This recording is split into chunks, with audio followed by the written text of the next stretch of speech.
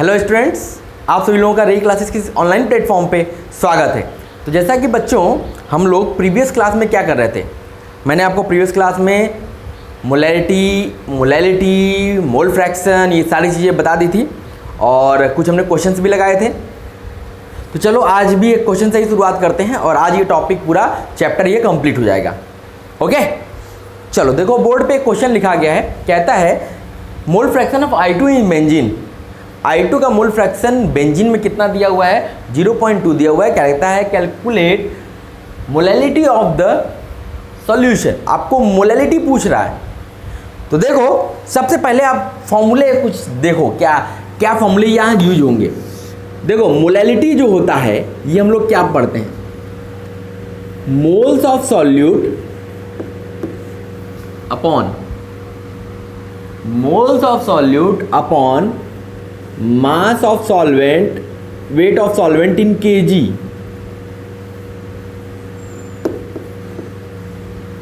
Weight of solvent in KG, यही हम लोग पढ़ते थे। Molality moles of solute upon weight of solvent. ये आपका वेट किसका, सॉल्वेंट का, किसमें, केजी में। तो यहां पे सॉल्यूट लिख लेते हैं। अब देखो, अब हमने फिर यहां मोल फ्रैक्शन दिया है, तो मोल फ्रैक्शन क्या होता था वो देख लो।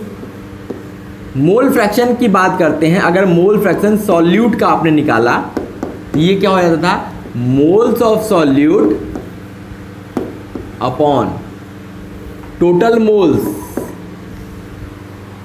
Moles of solute upon total moles, ये पढ़ते थे।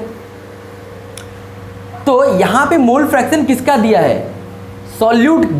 I2 क्या है, सॉल्यूट है, और बेंजीन क्या है, सॉल्वेंट है। ठीक, इसका मतलब आपको दिया गया है मोल फ्रैक्शन I2 का कितना दिया गया है भाई, ये दिया गया है 0.2।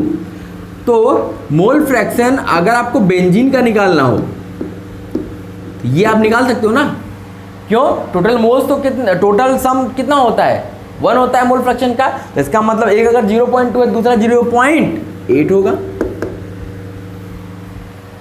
ठीक है, अब देखो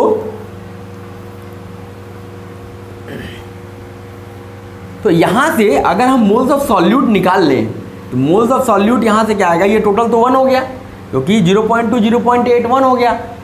तो यहां से मोल्स ऑफ सॉल्यूट की अगर हम बात करें तो ये क्या आ गई बेटा, ये 0.2 इंटू 1 दैट मीन्स 0.1। ठीक, ये सॉल्यूट का मोल्स तो हमको, अच्छा 0.2, ये सॉल्यूट का मोल्स तो हमको मिल गया, सॉल्यूट का मोल्स हमको मिल गया। अब देखो क्या करना है,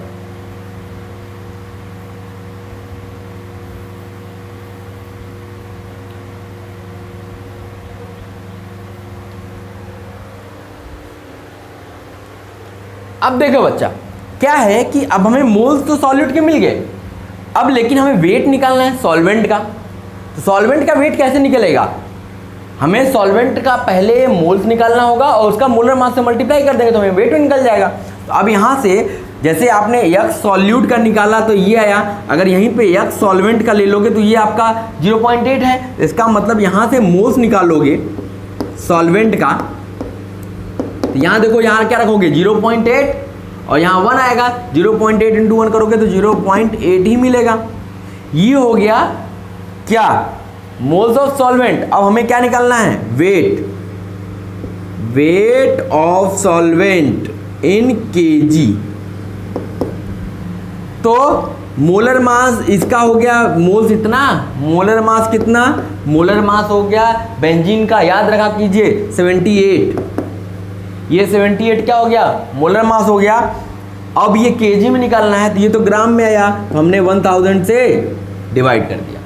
अब ये हमारा वेट केजी में आ गया। अब हम यहाँ पे वैल्यूज को रख देते हैं और हमारी मोलैलिटी आ जाएगी। देखो moles of solute 0.2 upon weight in KG 0.8 into 78 और ये 1000 चला गया ऊपर।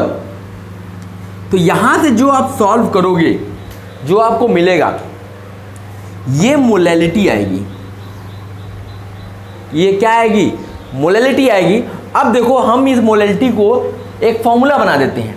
हमने इतना लंबा स्टेप किया, अब हम सीधे फॉर्मूला बना देते हैं कि मोल फ्रैक्शन के टर्म्स में ही फॉर्मूला हमारा हो जाए। तो कैसे होगा, देखो हमने कहा कि हमारी जो मोलैलिटी होगी वो क्या होगी, क्योंकि आप जो ये कर रहे हो मोल्स निकाल रहे हो, मोल्स तो हमेशा उतना ही आएगा जितना मोल फ्रैक्शन दिया होगा, जितना मोल फ्रैक्शन, क्योंकि यहाँ पे टोटल तो हमेशा 1 आएगा। इसका मतलब ये जो इसके मोल फ्रैक्शन आएंगे, जितना मोल फ्रैक्शन दिया होगा उतने ही मोल्स निकालोगे, हमेशा मिलेंगे। तो इसका मतलब है जो यहाँ मोल्स रख रहे हो हम लोग सीधे मोल फ्रैक्शन रख देते हैं। तो देखो यहाँ आएगा mole fraction of solute upon mole fraction of solvent into molar mass of solvent ऊपर 1000। देखो वही किया गया है। 0.2 क्या था, अभी तो हमने मोल्स निकाला है, लेकिन वो मोल फ्रैक्शन भी था, ये मोल फ्रैक्शन हो गया सॉल्यूट का। नीचे 0.8 देखो क्या था, ये था मोल फ्रैक्शन ऑफ बेंजीन, ये लिख लिया।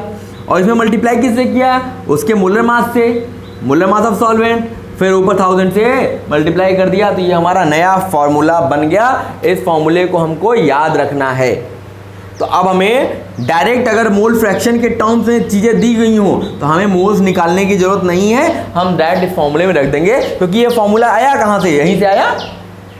अब हमें क्या करना है, इसको याद रखना है। ठीक, ये नोट कर लो। तो मैं जो भी सारे फॉर्मूलेज इंपॉर्टेंट वाले हैं एक जगह उसको नोट डाउन कर देता हूं, ताकि उससे आपको याद रहेगा कि ये फॉर्मूले हमें याद रखने हैं। इनका यूज़ कॉम्पिटिटिव एग्जाम्स में हमें बहुत ज़्यादा होना है। ठीक है, नोट करो बच्चों।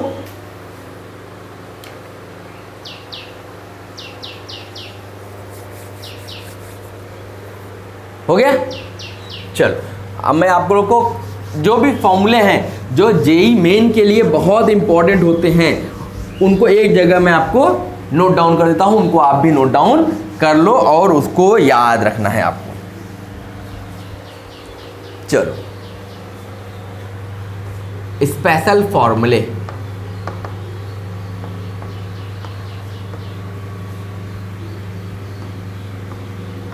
फॉर जेई मेन, ये जेई मेन में बहुत काम देंगे आपको। जेई मेन के लिए ये फॉर्मूले रामबाण की तरह साबित होंगे। ठीक, अब देखो इसमें पहला फॉर्मूला जो है, 6-7 फॉर्मूले मैं बताऊंगा आपको और ये आपको बहुत काम देने वाले हैं। ठीक, देखो पहला फॉर्मूला हम दे रहे हैं मोलैरिटी के लिए। कैपिटल एम जहाँ आ जाएगा वहाँ मोलैरिटी आएगी, जहाँ स्मॉल एम आएगा वहाँ पे मोलैरिटी आएगी।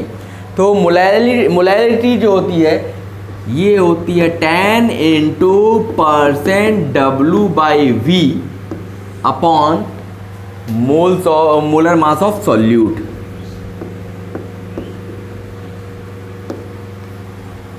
ये किस में रिलेशन है, ये %W/V और मोलर मास के बीच में, मोलैरिटी के बीच में रिलेशन है। ये किसके बीच में रिलेशन है, relation between %W/V and molarity. अगर मोलैरिटी दिया हो, %W/V पूछ रहा हो, या %W/V दिया हो, मोलैरिटी पूछ रहा हो, तो आप ये डायरेक्ट फॉर्मूला यूज कर लेना, आपको बहुत टाइम बचेगा। इसमें देखो %W/V और मोलर मास ऑफ सॉल्यूट आपको पता ही रहेगा, वो रख देना है, आपको मोलैरिटी निकल जाएगी। ये हमारा पहला फॉर्मूला है, बहुत इंपॉर्टेंट है, इसको आपको याद रखना है। फिर चलो दूसरा, ये भी आपका मोलैरिटी के लिए ही है। मोलैरिटी बस आपको क्या करना है, अगर मान लीजिए आपके पास डेंसिटी गिवन होगी तो क्या हो जाएगा, बस डिफरेंस ये आएगा, %W/V की जगह %W/W हो जाएगा। ठीक, इनटू आप डेंसिटी से मल्टीप्लाई कर देना और आप मोल्स ऑफ सॉल्यूट लिख लेना, मोलर मास ऑफ सॉल्यूट। बस यही डिफरेंस है। तो ये क्या हो गया, ये रिलेशन हो गया, रिलेशन बिटवीन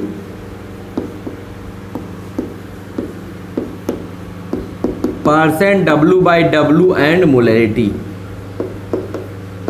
ठीक, ये आपको याद रखना है। चलो अब हम तीसरे की तरफ बढ़ते हैं। तीसरा हमारा क्या है भाई? तीसरा देखो यहीं से है।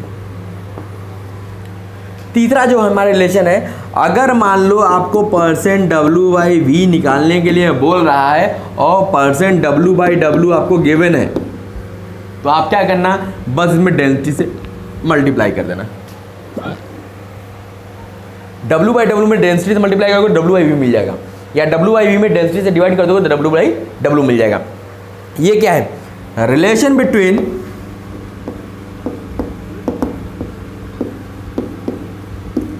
Percent W/W and W/V। ठीक है, बहुत इंपॉर्टेंट फॉर्मूले हैं बेटा, ये सब याद रखना है आपको। अब देखो नेक्स्ट चौथा फॉर्मूला। चौथा फॉर्मूला जो अभी मैंने आपको बताया मोलैलिटी और मोल फ्रैक्शन में, तो यहाँ क्या लिखे थे? Mole fraction of solute upon mole fraction of solvent into 1000 upon molar mass of solvent. ये मिल गया। ये हमारा रिलेशन किसके बीच में है? मोलैलिटी और मोल फ्रैक्शन। रिलेशन बिटवीन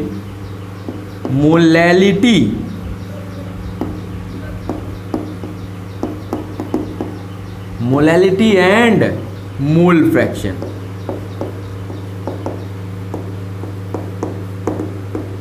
ये रिलेशन किसके बीच में है? मोलैलिटी और मोल फ्रैक्शन के बीच में है। और एक फॉर्मूला और लिख लीजिए जो मैं आपको पहले भी बता चुका हूं, वो बहुत बहुत इंपॉर्टेंट है कि मोलैलिटी, ये आपको मैंने बताया था 1000 into molarity upon 1000D minus molarity into molar mass of solute. ये फॉर्मूला बहुत इंपॉर्टेंट है। यही वो फॉर्मूला है जो मोलैरिटी और मोलैलिटी को ज्वाइन करता है। ये रिलेशन किसके बीच में हो गया? Relation between molarity and molality. ठीक है, ये सर्टेन फॉर्मूलेज हैं। इसको अगर आप याद रखोगे तो आपको जेई मेन देने में बहुत आराम मिलेगा। जेई मेन एग्जाम जब आप देने जाओगे और ये फॉर्मूले आपको याद रहेंगे तो इससे क्वेश्चंस जो आपके होंगे बहुत ही कम टाइम में हो जाएंगे। तो ये मोस्ट इंपॉर्टेंट है, इसको आपको याद रखना है। ठीक है बच्चों, ये बहुत इंपॉर्टेंट फॉर्मूलेज हैं, इनको आपको याद रखना है, जिससे आपको जो ऑब्जेक्टिव क्वेश्चंस होते हैं जिनमें आपको कम टाइम देने की जरूरत है, वहाँ पे ये सारे क्वेश्चंस बहुत ही ईजिली आपके हो जाएंगे। ओके, तो इसको नोट डाउन कर लीजिए, फिर हम लोग आगे चलेंगे अपने अगले टॉपिक की तरफ।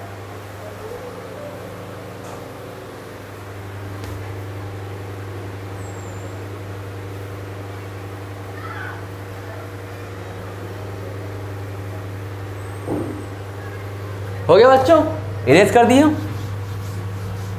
चलो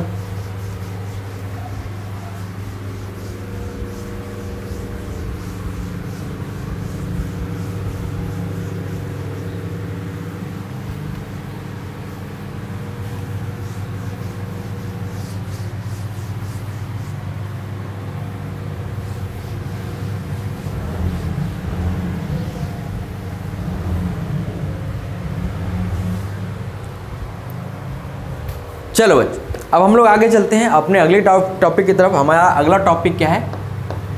dilution formula.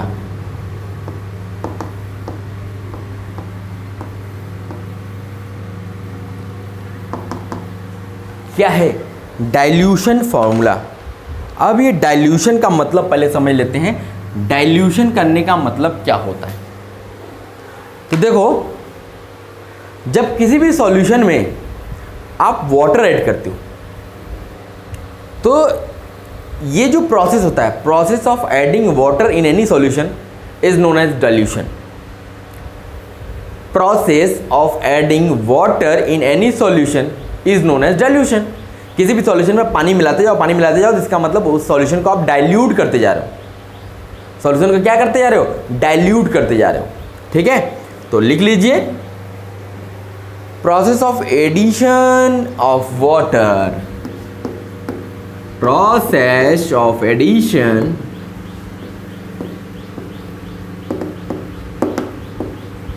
Of water in any solution, in any solution is known as dilution. The process of adding water in any solution is known as dilution. और इन डाइल्यूशन में क्या होता है, डाइल्यूशन में होता क्या है उसके बारे में बात कर लेते हैं। जब आप डाइल्यूट करते जाते हो, जब आप पानी मिलाते जाते हो सॉल्यूशन में क्या मिला रहे हो? पानी। तो इसका मतलब जो सॉल्यूट के मोल्स होंगे ये क्या होंगे? कांस्टेंट। ये तो नहीं घट बढ़ रहे हैं, इसको तो आप नहीं घटा रहे हो, बढ़ा रहे हो, ये तो कांस्टेंट रहेंगे। जो वॉल्यूम होगा सॉल्यूशन का वॉल्यूम, क्योंकि पानी मिला रहे हो इसलिए ये क्या होगा? बढ़ने लगेगा, increases. Solution of volume of solution ये क्या होगा? बढ़ेगा। जो मोलैरिटी होगी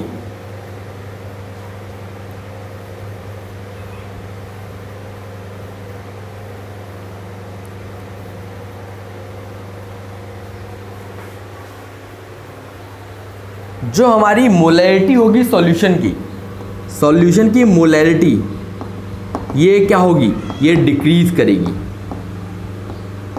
ये क्या हो जाएगी? डिक्रीजेस। तो ये होगा जब आप किसी भी सॉल्यूशन को डाइल्यूट करते जाओगे, ये तीन चीज़ें रहेंगी उसमें। ये मतलब मोल्स ऑफ सॉल्यूट पे कोई इफेक्ट नहीं पड़ेगा, वॉल्यूम सॉल्यूशन का बढ़ेगा और सॉल्यूशन की मोलैरिटी क्या होगी? घटेगी। ठीक है, चलो इसको करके देखते हैं तो आपको समझ में आएगा। हो गया? नोट कर लिया बच्चों? ओके, अब इसको हम लोग समझते हैं कि ये कैसे आप डाइल्यूशन करते हो।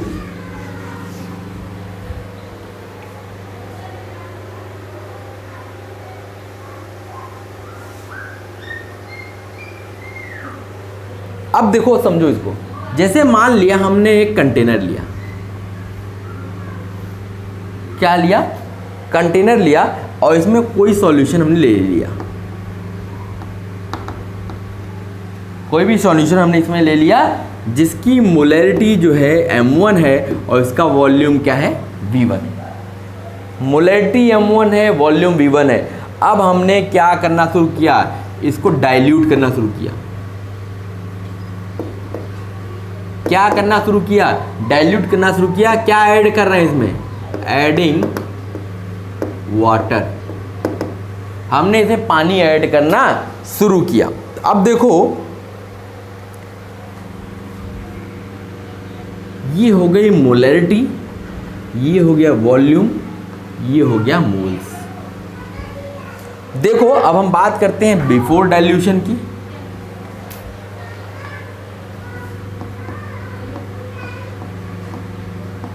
बिफोर डाइल्यूशन और आफ्टर डाइल्यूशन की।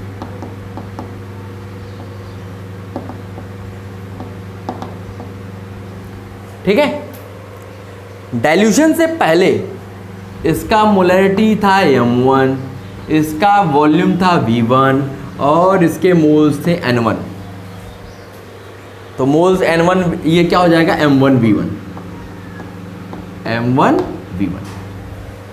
ठीक, अब जब डाइल्यूशन हो गया, आफ्टर डाइल्यूशन, इसकी मोलैरिटी मान लिया M2 है, इसका वॉल्यूम बढ़ के V2 हो गया। अब ये मोल्स कितने हो गए? M2V2। ठीक है। अब यहां पे देखो, यहां पे M2 जो होगा ये तो लेस देन M1 होगा, क्योंकि अभी आपको मैंने बताया कि मोलैरिटी क्या होती है सॉल्यूशन के? डिक्रीज करती है। वॉल्यूम बढ़ता है, मोल्स कांस्टेंट रहते हैं, लेकिन मोलैरिटी क्या होती है? डिक्रीज होती है। और ये जो V2 होगा, ये V2 होगा कितना? जो फाइनल वॉल्यूम होगा ये होगा कितना? पहले जितना वॉल्यूम था V1 प्लस इसमें आपने कितना वाटर मिलाया है, ये हमारा V2 होगा। यही होगा ना? तो इसका मतलब है अब जो V2 है, यहां से देखो V1 में कुछ ऐड कर रहे हो, इसका मतलब यहां से मिल गया कि V2 भी ग्रेटर देन V1 होगा। मोलैरिटी तो कम होगी M1 से, लेकिन V2 ज्यादा होगा V1 से। समझ में आ रही है? तो इसका मतलब है मोल्स ऑफ सॉल्यूट, तो हमने क्या बोला था? ये कांस्टेंट होते हैं, ये before dilution is equal two moles of solute after dilution. ये तो बराबर होंगे, इसमें तो कोई इफेक्ट पड़ेगा नहीं। तो मोल्स क्या है? M1V1 is equal to M2V2। ये हमारा डाइल्यूशन फॉर्मूला है। इसको क्या बोलते हैं? Dilution formula. ये हमारा फॉर्मूला बन के आ गया। आपको समझ में भी आ गया होगा। आया बच्चों?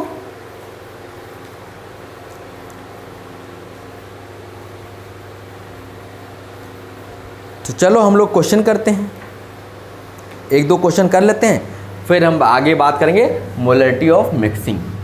नोट कर लिया बच्चों ना? आप नोट कर लिया करो आराम से, वीडियो को पॉज कर लिया करो, फिर नोट कर लिया करो, फिर आगे बढ़ा करो।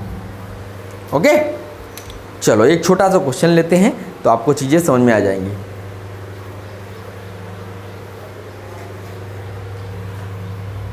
छोटा सा क्वेश्चन लेते हैं। How much water should be added?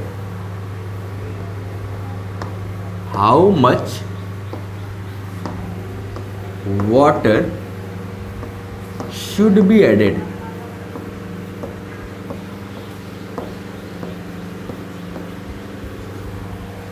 how much water should be added in 250 ml of 250 ml of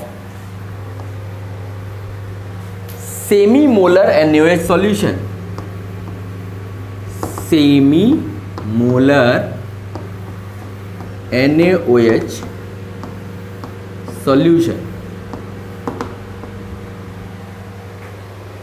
to make it decimolar. To make it decimolar. ये हमारे पास क्वेश्चन दिया हुआ है। ये क्या दिया हुआ है? क्वेश्चन दिया हुआ है। कहता है बताओ भाई how much water should be added, आप कितना पानी मिलाओगे कि वो सेमी मोलर से डेसी मोलर हो जाएगा। इसका मतलब मोलैरिटी हमको गिवन है, मोलैरिटी गिवन है और आपको 250 ml ऑफ सेमी और NaOH सॉल्यूशन का वॉल्यूम भी गिवन है, मतलब V1 पता है। अब चलो जो गिवन है पहले उसको लिखो। M1 हमको पता है, सेमी मोलर मतलब 1/2, ठीक है। और V1 आपको दिया है 250 ml, ओके। M2 भी आपको दिया है, ये कितना है भाई? 1/10, डेसी मोलर मतलब 1/10। एक क्वेश्चन मैंने आपको इस पे बेस कराया था। अब V2 होगा क्या भाई?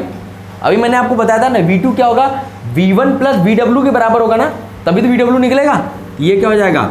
V1 plus VW, that means 250 plus VW। या आप पहले V2 निकाल लेना, बाद में V2 की जगह V1 प्लस VW कर देना। चलो अब यहीं पे हम लोग क्या करते हैं, अभी हमने डाइल्यूशन फॉर्मूला पढ़ा ना, क्या पढ़ा? M1V1 is equal to M2V2। ये हमारा डाइल्यूशन फॉर्मूला था। अब आ जाओ, M1 की जगह 1/2 इंटू V1 की जगह 250 इज इक्वल टू M2 की जगह 1/10, V2 की जगह 250 प्लस VW। तो यहाँ से 2500/2 1250, तो VW हो जाएगा 1250 minus 250, that means VW is equal to 1000 ml।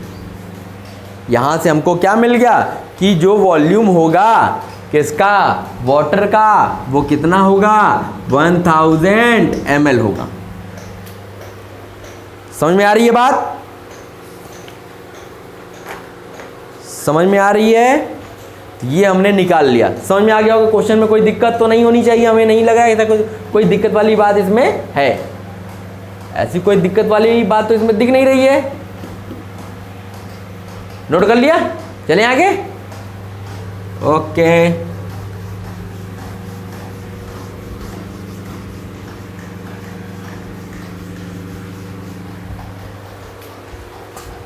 चलो अब हम लोग आगे चलते हैं और हम बात करते हैं मोलैरिटी ऑफ मिक्सिंग की।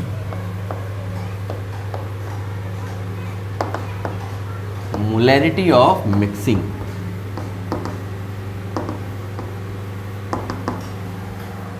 मोलैरिटी ऑफ किसकी, मिक्सिंग की।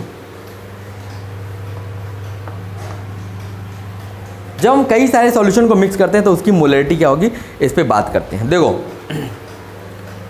अब यहाँ पे जो ये मिक्सिंग की मोलैरिटी हम लोग फाइंड आउट करने की बात कर रहे हैं, it is applicable for more than one solution. It is applicable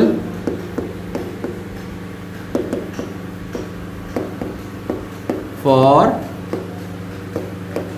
more than one solution.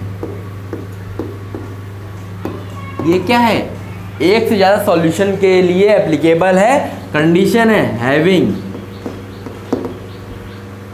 अब उनमें क्या होना चाहिए तो बात करते हैं। पहला कंडीशन कि वो उनमें सेम सब्सटेंस होने चाहिए, सेम सब्सटेंस। जैसे आपने HCl लिया तो HCl का ही आप लोगे, HCl।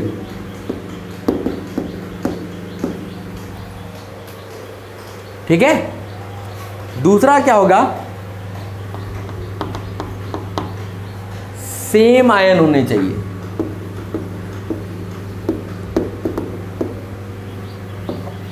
सेम आयन्स, जैसे अगर आपने एक NaCl लिया हुआ है तो दूसरा Na3 लेना पड़ेगा। ठीक है। इसका क्या रीजन है, क्यों? क्योंकि इनके बीच में कोई रिएक्शन नहीं होना चाहिए। अगर मान लो रिएक्शन हो गया, कोई प्रेसिपिटेट बना लिया, तब तो हमारा काम गड़बड़ हो जाएगा। तो हमें ऐसे दो सॉल्यूशन लेने हैं जिनका आपस में कोई रिएक्शन नहीं होता। ठीक।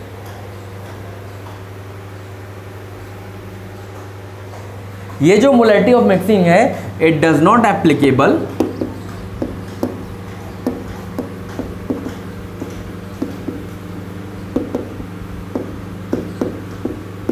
ये एप्लीकेबल कहाँ नहीं है, for substance having different nature. For substance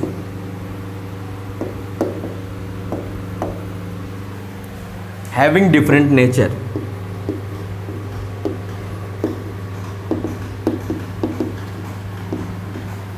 substance having different nature मतलब ये अलग अलग डिफरेंट नेचर के सब्सटेंस है, तो उसमें यह चीज़ नहीं होगी। जैसे अगर आपने मान लिया एक HCl ले लिया और एक आपने NaOH ले लिया, आपने क्या ले लिया, एक NaOH ले लिया, तो अब ये क्या है, ये तो एसिड है, ये क्या है, ये बेस है। तो ये दोनों रिएक्ट कर जाएंगे और रिएक्ट करने के बाद क्या बना देंगे, सॉल्ट बना देंगे। तो ये चीज़ नहीं होनी चाहिए। एक ही टाइप के सब्सटेंस लेने हैं जिससे उनमें रिएक्शन ना हो। ठीक है, हमें यही ध्यान रखना है। ओके, तो ये नोट कर लो, फिर हम मिक्सिंग करके दिखाते हैं आपको।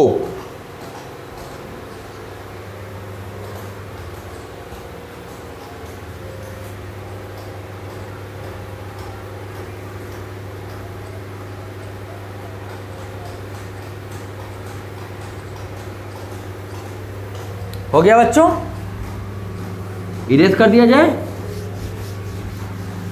चलो अब हम मिक्सिंग करते हैं, गाने की मिक्सिंग नहीं कर रहे हैं, सॉल्यूशन की मिक्सिंग कर रहे हैं। हम लोग मिक्सिंग करते हैं। जैसे मान लो एक हमने सॉल्यूशन लिया, इसको नाम दे दिया कि ये हमारा सॉल्यूशन 1 है।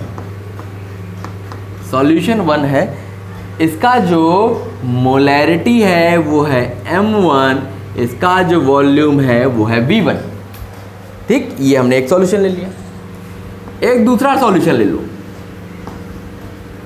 ये हमारा हो गया दूसरा सॉल्यूशन, सॉल्यूशन 2।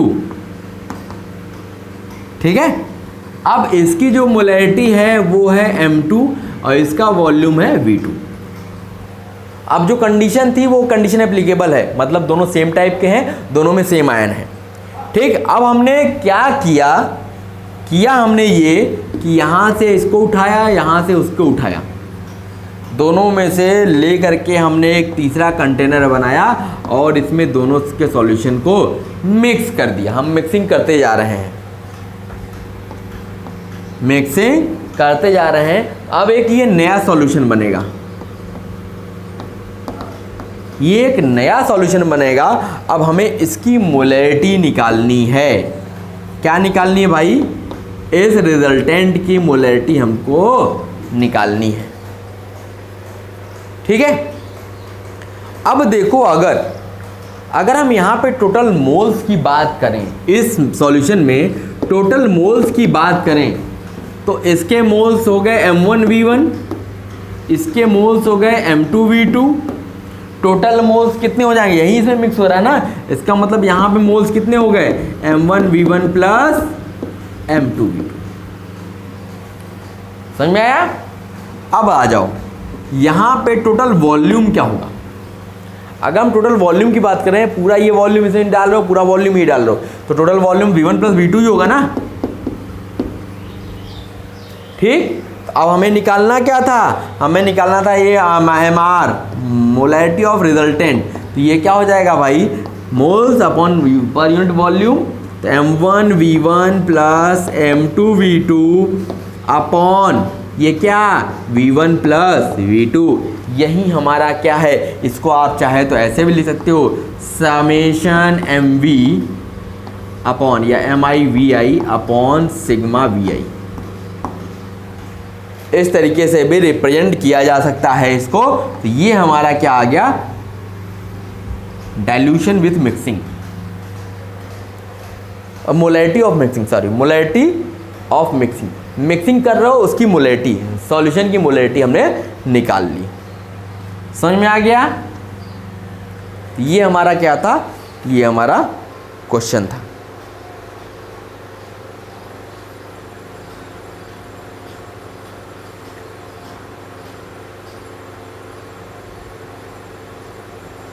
हो गया? चलो नोट करो इसको, तो फिर आगे चलें। नोट कर लिया आप लोगों ने?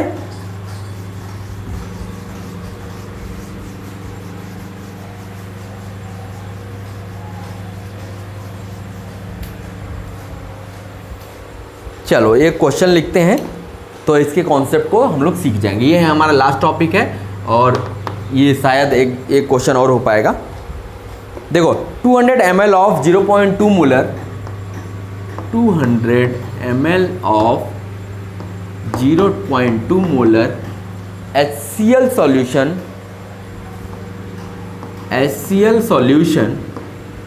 is mixed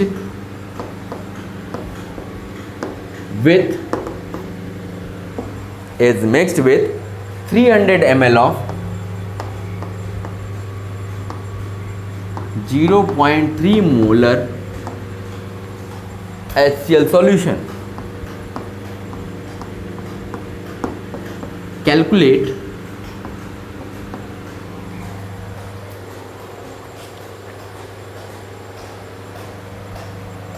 molarity of solution, calculate या बोलता है the molarity of solution is, यहां पे मान लो 4 ऑप्शन दे दिया, ए बी सी, इन्होंने क्या किया 4 ऑप्शन दे दिया, 0.15, 0.25, 0.35 और 0.26, ये 4 ऑप्शन दिया हुआ है, कहता है आंसर बताइए। तो देखो अब क्या होगा कि बच्चे क्वेश्चन देखेंगे कि दोनों HCl सॉल्यूशन है, इसका मतलब हम लोग मिक्सिंग कर सकते हैं।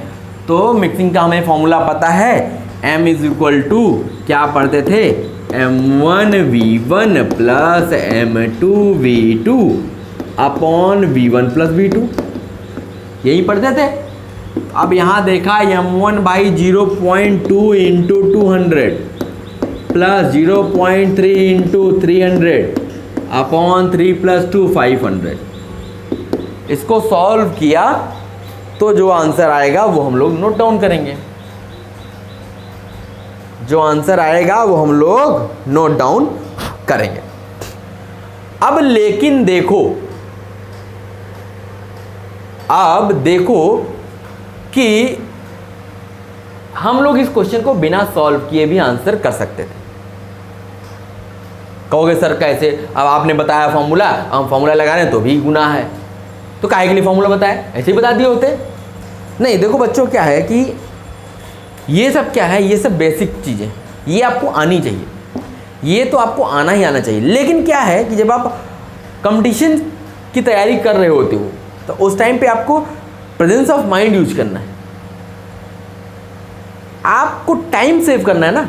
तो अब ऐसा थोड़ी है, आपको कैलकुलेशन बताया गया तो कहोगे सर कैलकुलेशन आप क्या के लिए बताया, जब मैं नहीं बताया तो शॉर्टकट तरीका बता दिया। शॉर्टकट तरीका तब सीखा जाता है जब कैलकुलेशन वाला पार्ट आता हो, केवल शॉर्टकट सीख के क्वेश्चन पे आप अप्लाई नहीं कर सकते, ये इतना जानते रहोगे तब शॉर्टकट तरीका अप्लाई कर सकते हो। अब देखो, सबसे पहले देखो कि भाई ये मोलैरिटी पूछ रहा है, मिक्सिंग की पूछ रहा है, तो अब देखो एक चीज़ मैंने आपकी बताई थी, मोलैरिटी हमेशा दोनों के बीच में ही आएगी, जो मोलैरिटी सॉल्यूशन की आएगी वो इसके और इसके बीच में आएगी। अगर इसके बाहर कोई वैल्यू दी गई है ऑप्शन में तो उसको पहले रिजेक्ट कर दो, वो तो पहले गायब हो जाएगी। देखो अब यहाँ पे देखो क्या क्या गायब हो रहा है, ये 0.2 और 0.3 के बीच में आएगा, तो अब देखो ये तो गया और ये गया, दो तो गए, दो ऑप्शन रिजेक्ट हो गए। अब हमें दो ही में चूज करने हैं, दो ही ऑप्शन में चूज करने हैं। अब यहाँ देखो एक चीज़ और मैंने आपको बताया था कि मोलैरिटी होगी, जिसका मोलैरिटी ज़्यादा होगा उसकी तरफ ज़्यादा होगी। जैसे 0.2 0.3, अगर दोनों का वॉल्यूम सेम रहा होता, अगर ये भी 200 ये भी 200 होता, तब तो इसकी मोलैरिटी 0.25 एकदम बीच में आती। लेकिन अब जिसका वॉल्यूम ज़्यादा है, मोलैरिटी उधर की तरफ जाएगी सॉल्यूशन की, मतलब सॉल्यूशन की मोलैरिटी अब 0.25 और 0.3 के बीच में आएगी। तो अब देखो यहाँ से दो चीज़ और रिजेक्ट, एक चीज़ और रिजेक्ट हो जाएगी, ये रिजेक्ट हो गया, ये हमारा आंसर आ गया। इसको सॉल्व करते तो आपको 0.26 ही आता है। ये होता है कॉन्सेप्ट। कॉन्सेप्ट क्या है, कॉन्सेप्ट तब आएगा समझ में जब आप क्वेश्चंस की प्रैक्टिस करोगे, क्वेश्चंस पे सोचोगे, क्वेश्चंस आते ही लगाना शुरू नहीं कर दिया। जब आपकी थिंकिंग पावर ज़्यादा होगी तो आप स्मार्ट तरीके से क्वेश्चन को सॉल्व करोगे। अगर थिंकिंग पावर नहीं है, अगर आप सोचने की क्षमता नहीं रखते हो, तो आप हाथ हिलाते रहो, लिखते रहो, कोई मतलब नहीं, आप टाइम बर्बाद करोगे, क्वेश्चन भी नहीं सॉल्व होगा और एग्जाम में छोड़ के चले जाओगे। तो ये क्या है, कॉन्सेप्चुअल चीज़ है, ये आपको समझना पड़ेगा। ये जब ढेर सारे क्वेश्चंस लगाओगे, प्रैक्टिस करोगे, एक क्वेश्चन आपने कैलकुलेशन से किया, बाकी 10 क्वेश्चन आप सोच के कर दिए, तब वो चीज़ आपके माइंड में स्टोर हो जाती है। तब वो उस टाइप का क्वेश्चन अगर कहीं दिखेगा तो आपका माइंड कहेगा अरे नहीं ये वो वाला टाइप का क्वेश्चन है, इसको इससे सॉल्व कर लो, मोलैरिटी के कॉन्सेप्ट से सॉल्व करो। तो कॉन्सेप्ट ये है कि अगर दोनों का वॉल्यूम सेम रहा होता तब तो इसकी मोलैरिटी एकदम बीच में आती, 0.25 आंसर होता। लेकिन यहाँ पे क्या है, वॉल्यूम का डिफरेंस है, जिसका वॉल्यूम ज्यादा होगा मोलैरिटी उसकी तरफ शिफ्ट हो जाएगी। इसका मतलब अब वो 0.25 वो 0.3 के बीच में होगी। अगर इसका 500 होता, इसका 200 होता, तो इसका मतलब फिर वो 0.2 और 0.25 के बीच में आती। इसको याद रखिएगा आप लोग, समझ गए? तो ये हमारा यहीं पे चैप्टर खत्म होता है। आज ये चैप्टर यहीं पे समाप्त हो रहा है और इसकी मैं 2-3 डीपीपी 4 डीपीपी प्रोवाइड कर चुका हूँ। 1-2 डीपीपीज और हैं, वो भी मैं आपको प्रोवाइड कर दे रहा हूँ। उसके बाद आपको क्वेश्चन बैंक दे दिया जाएगा जिसमें ढेर सारे क्वेश्चंस हैं। अब आप बैठ के क्वेश्चंस लगाओ, प्रैक्टिस करो, क्वेश्चंस फंसता है पूछो। और अब हम लोग अगले चैप्टर की तरफ चलेंगे। हमारा दूसरा चैप्टर जो होगा वो होगा एटॉमिक स्ट्रक्चर। ठीक है, तो बच्चों उम्मीद करता हूँ ये जो मोल कॉन्सेप्ट या some basic concept of chemistry था, आपको समझ में आई होंगी। चीज़ें नहीं आई हैं तो आप मुझे कमेंट सेक्शन में कमेंट करो क्या दिक्कत परेशानी हुई है, तो मैं फिर से उसको एक्सप्लेन करने की कोशिश करूँगा, आपको पर्सनली आपको बता दूंगा। तो मैंने अपना पूरा प्रयास किया है कि आपको समझा सकूं। फिर भी अगर कोई डाउट रह गया हो मन में तो आप ज़रूर पूछो। ठीक, तो चलो बच्चों, अब हम लोग अगले चैप्टर से मिलते हैं, एक नए चैप्टर, अगले क्लास में मिलते हैं एक नए चैप्टर के साथ। Okay, thank you.